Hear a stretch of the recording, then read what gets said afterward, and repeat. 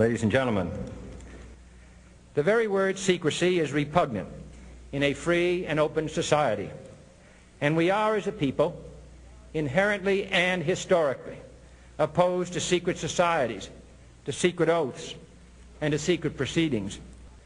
For we are opposed around the world by a monolithic and ruthless conspiracy that relies primarily on covert means for expanding its sphere of influence, on infiltration instead of invasion, on subversion instead of elections, on intimidation instead of free choice. It is a system which has conscripted vast human and material resources into the building of a tightly knit, highly efficient machine that combines military, diplomatic, intelligence, economic, scientific, and political operations. Its preparations are concealed, not published. Its mistakes are buried, not headlined. Its dissenters are silenced, not praised. No expenditure is questioned, no secret is revealed. That is why the Athenian lawmaker Solon decreed it a crime for any citizen to shrink from controversy. I am asking your help in the tremendous task of informing and alerting the American people, confident that with your help, man will be what he was born to be, free and independent.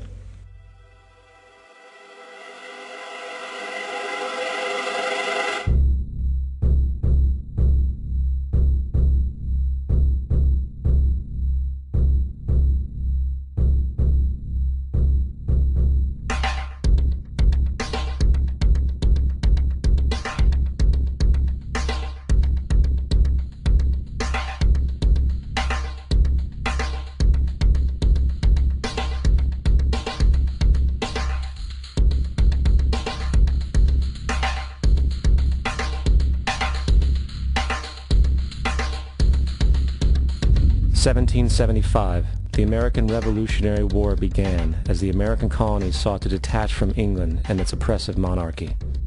Though many reasons are cited for the revolution, one in particular sticks out as the prime cause: that King George III of England outlawed the interest-free, independent currency the colonies were producing and using for themselves, in turn forcing them to borrow money from the Central Bank of England at interest, immediately putting the colonies into debt.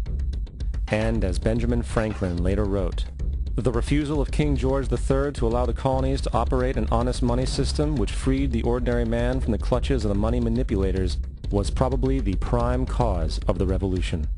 In 1783, America won its independence from England. However, its battle against the central bank concept and the corrupt, greed-filled men associated with it had just begun. So what is a central bank? A central bank is an institution that produces the currency of an entire nation. Based on historical precedent, two specific powers are inherent in central banking practice: the control of interest rates and the control of the money supply, or inflation. The central bank does not simply supply a government's economy with money, it loans it to them at interest. Then, through the use of increasing and decreasing the supply of money, the central bank regulates the value of the currency being issued. It is critical to understand that the entire structure of this system can only produce one thing in the long run: debt. It doesn't take a lot of ingenuity to figure this scam out. For every single dollar produced by the central bank is loaned at interest. That means every single dollar produced is actually the dollar plus a certain percent of debt based on that dollar. And since the central bank has the monopoly over the production of the currency for the entire country, and they loan each dollar out with immediate debt attached to it, where does the money to pay for the debt come from? It can only come from the central bank again, which means the central bank has to perpetually increase its money supply to temporarily cover the outstanding debt created, which in turn, since that new money is loaned out at interest as well, creates even more debt.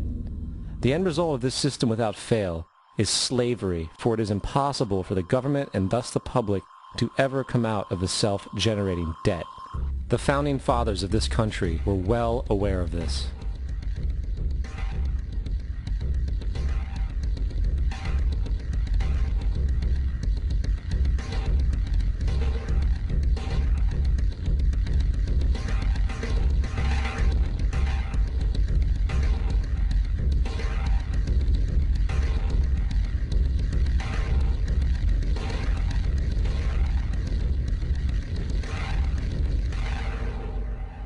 By the early 20th century, the U.S. had already implemented and removed a few central banking systems, which were swindled into place by ruthless banking interests.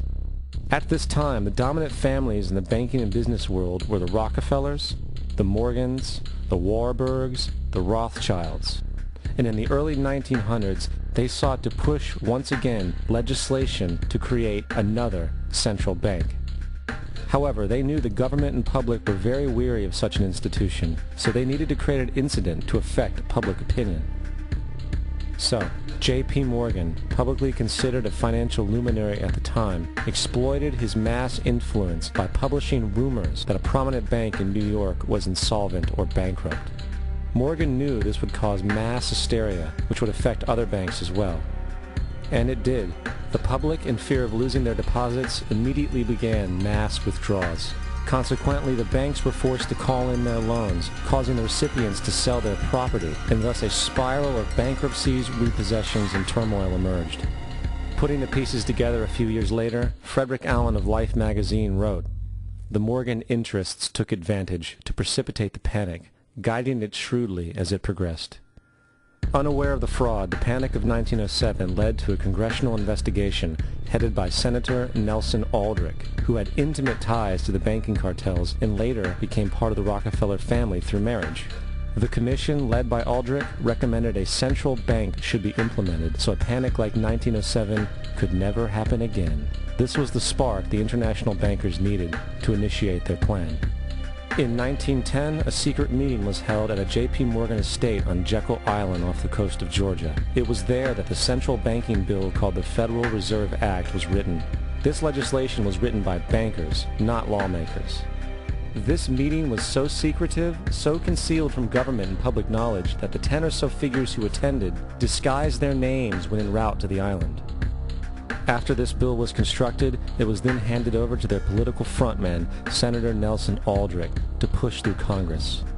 And in 1913, with heavy political sponsorship by the bankers, Woodrow Wilson became president, having already agreed to sign the Federal Reserve Act in exchange for campaign support. And 2 days before Christmas, when most of Congress was at home with their families, the Federal Reserve Act was voted in, and Wilson in turn made it law. Years later, Woodrow Wilson wrote, in regret,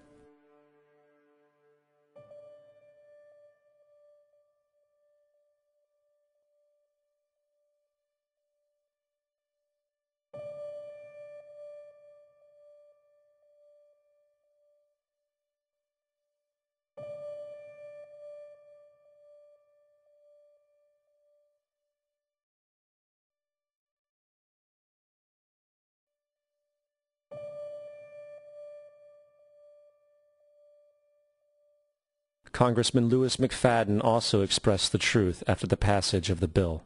A world banking system was being set up here, a superstate controlled by international bankers, acting together to enslave the world for their own pleasure. The Fed has usurped the government. Now, the public was told that the Federal Reserve System was an economic stabilizer, and inflation and economic crises were a thing of the past. Well, as history has shown, nothing is further from the truth. The fact is, the international bankers now had a streamlined machine to expand their personal ambitions. It's alive! It's alive!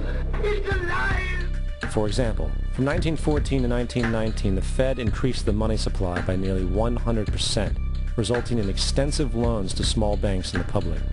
Then, in 1920, the Fed called in mass percentages of the outstanding money supply, thus resulting in the supporting banks having to call in huge numbers of loans, and, just like 1907, bank runs, bankruptcy, and collapse occurred. Over 5,400 competitive banks outside of the Federal Reserve System collapsed, further consolidating the monopoly of the small group of international bankers.